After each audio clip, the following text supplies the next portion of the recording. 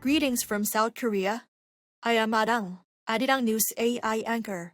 Here is the news-making headlines today.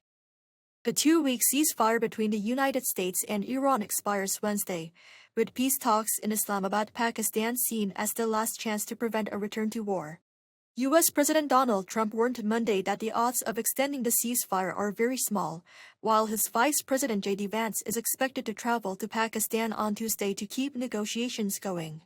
Iran has not committed to attending, with Foreign Minister Takaichi citing U.S. ceasefire violations as a major barrier, though officials suggest a senior Iranian official could participate if Vance is present.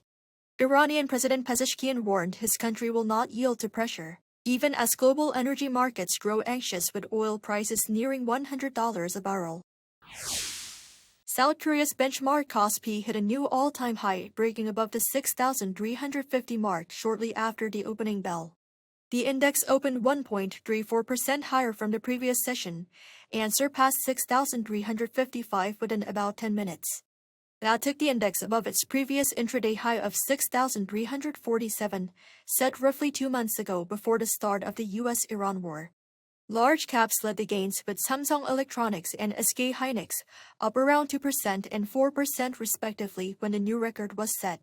The Kosdaq also opened up about 1%, while the Korean won strengthened, with the dollar slipping to the 1,471 range at the open.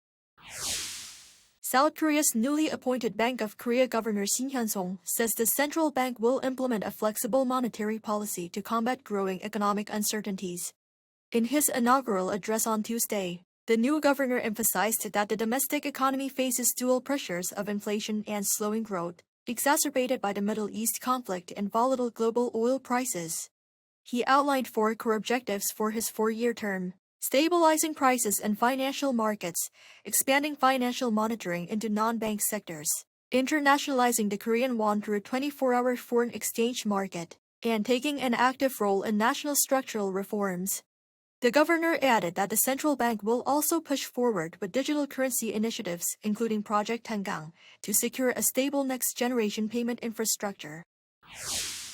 Japanese Prime Minister Takaichi has sent a ritual offering to Yasukuni Shrine in Tokyo to coincide with the shrine's annual Spring Festival.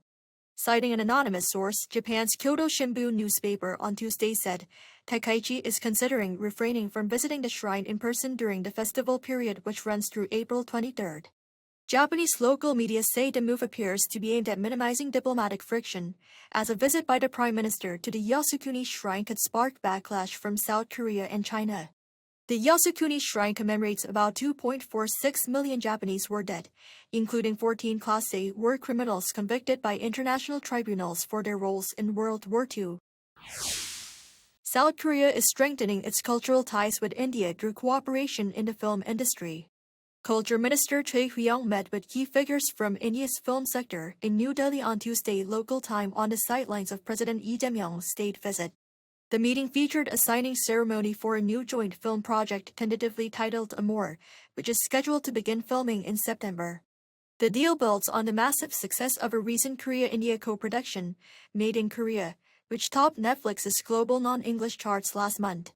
Minister Choi said the meeting marks a starting point for combining the two countries' creativity and industrial capabilities to produce more global hits. That is all from me today. Thank you for watching.